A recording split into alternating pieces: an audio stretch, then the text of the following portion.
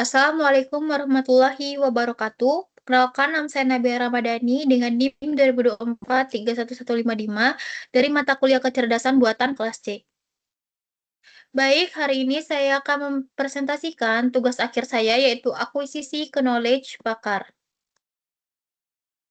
Pada soal nomor 1, saya melakukan proses akuisisi knowledge atau pengembalian pengetahuan dari seorang pakar yang bekerja sebagai kepala tata usaha di SMA Negeri 3 Palembang.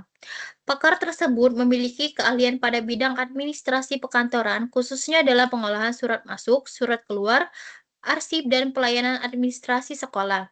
Kasus yang saya angkat adalah mengenai keterlambatan proses surat masuk dan surat keluar pada bagian tata usaha sekolah. Permasalahan ini dipilih karena administrasi surat merupakan salah satu aktivitas penting yang mempengaruhi kelancaran pelayanan di lingkungan sekolah.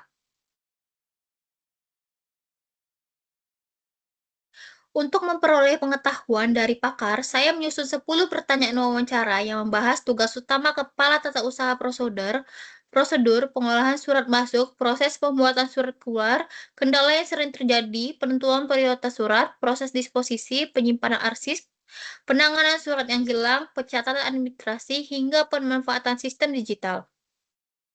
Dari hasil wawancara tersebut diperoleh 12 knowledge atau pengetahuan yang kemudian diberi kode K1 sampai K12.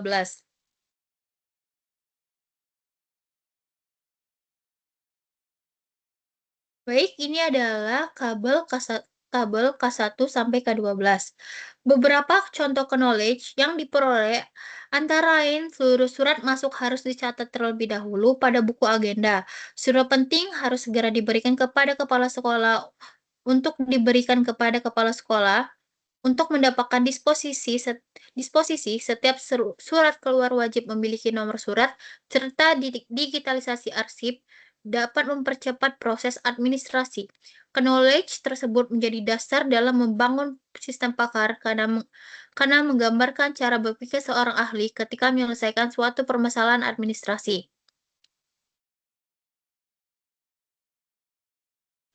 Metode yang digunakan adalah Rule-Based Reasoning atau yang sering kita kenal yaitu RBR. Metode ini bekerja menggunakan aturan if dan then, sehingga setiap kondisi yang terjadi akan menghasilkan tindakan tertentu. Sebagai contoh, jika surat diterima, maka surat harus dicatat pada buku agenda. Jika surat memiliki prioritas tinggi, maka surat segera diberikan kepada kepala sekolah untuk mendapatkan disposisi. Apabila surat keluar belum lengkap, maka surat surat dikembalikan kepada pembuat untuk dilengkapi terlebih dahulu. Dengan adanya aturan-aturan tersebut, sistem dapat membantu proses pengembalian keputusan secara konsisten dengan pengetahuan pakar. Melalui penerapan rule-based reasoning, pengetahuan yang sebelumnya yang dimiliki oleh seorang pakar dap, yang dimiliki seorang pakar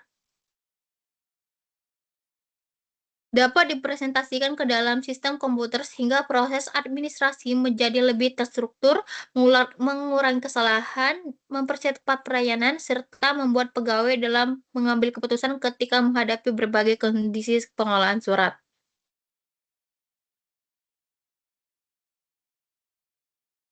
Baik, selanjutnya adalah untuk soal kedua. Pada soal nomor 2, saya menggunakan metode Goal Stick Planning atau GSP untuk menyelesaikan permasalahan block word. Metode Goal Stick Planning merupakan salah satu metode dalam kecerdasan buatan yang digunakan untuk mencari urutan tindakan yang harus dilakukan agar kondisi awal dapat berubah jadi kondisi tujuan. Konsep utama dari metode ini adalah bekerja secara mundur dari tujuan tujuan akhir menuju kondisi awal dengan memecah tujuan menjadi beberapa sub-goal yang lebih kecil.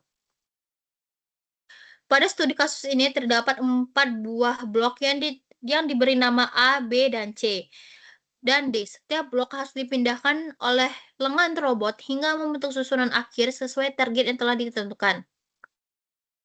Untuk untuk melakukan perpindahan operator seperti pick up untuk mengembalikan blok dan stack untuk meletakkan balok di atas balok lainnya. Urutan aksi dimulai dengan robot mengembalikan balok A menggunakan operator pick up A. Kemudian meletakkannya di atas balok C menggunakan stick A dan C. Setelah itu robot mengembalikan balok D, lalu meletakkannya di atas balok A menggunakan stick D dan A.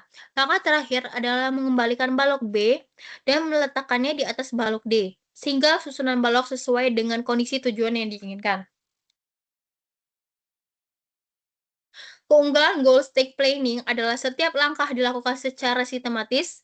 Sebelum robot melakukan suatu aksi, sistem akan memastikan bahwa semua syarat yang dibutuhkan telah terpenuhi. Dengan demikian, tidak ada langkah yang dilakukan secara acak karena seluruh proses mengikuti urutan yang telah direncanakan sebelumnya.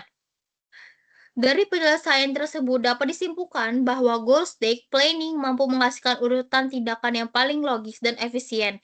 Metode ini banyak digunakan dalam bidang kecerdasan buatan, khususnya pada sistem perencanaan otomatis, robotika, dan sistem yang membutuhkan penyelesaian masalah yang secara bertahap.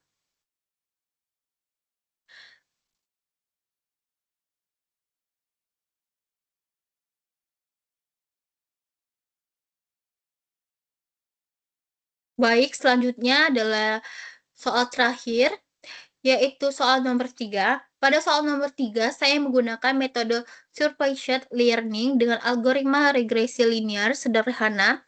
Dataset yang digunakan berasal dari Kaggle dengan nama Housing Price Prediction, dataset yang berisi sekitar 545 data rumah, namun pada proses perhitungan saya hanya menggunakan 25 data pertama.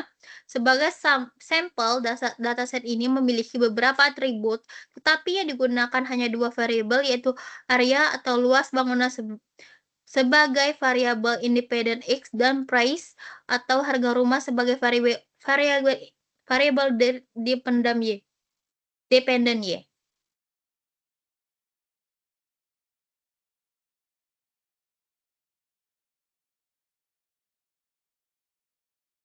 Tujuan Tujuan dari penelitian ini adalah membangun model yang membantu memprediksi harga rumah berdasarkan luas bangunan. Dengan adanya model regresi linear, perusahaan properti dapat memperkirakan harga rumah baru secara cepat tanpa harus melakukan penilaian secara manual.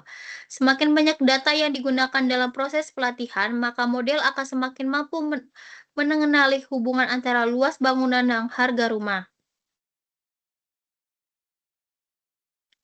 Tahap pertama adalah menyusun tabel perhitungan yang terjadi dari nilai X, Y, X pangkat 2, dan XY. Selanjutnya, seluruh nilai dijumlahkan sehingga diperoleh jumlah data sebanyak 25. Nilai-nilai tersebut kemudian dimasukkan ke dalam rumus regresi linear untuk menghitung slope atau nol dan intercept atau nol. Slope menunjukkan besarnya perubahan harga rumah akibat perubahan luas bangunan, sedangkan intercept merupakan nilai awal ketika variabel X dianggap bernilai nol. Berdasarkan hasil perhitungan, diperoleh persamaan regresi Y, yaitu 6.749.654 perak, tambah 410 kali. Persamaan tersebut menunjukkan bahwa setiap penambahan luas bangunan sebesar 1 meter persegi diperkirakan akan meningkatkan harga rumah sekitar 410.000. Hubungan ini menggambarkan adanya kecenderungan positif antara luas bangunan dengan harga rumah, meskipun pada kondisi nyata harga rumah juga dapat diperoleh oleh faktor lain seperti lokasi rumah, kamar, dan fasilitas yang tersedia. Sebagai contoh, prediksi apabila terdapat rumah dengan luas bangunan 8.000 meter persegi, maka nilai tersebut dimasukkan ke dalam persamaan regresi sehingga diperoleh estimasi harga rumah sekitar 10.255.654 perak. Hasil prediksi ini menunjukkan bagaimana algoritma regresi linear dapat dimanfaatkan sebagai alat bantu dalam pengembalian keputusan di bidang properti. Dengan demikian, perusahaan dapat melakukan estimasi harga murah secara lebih cepat, objektif, dan berdasarkan data yang telah diperoleh oleh model.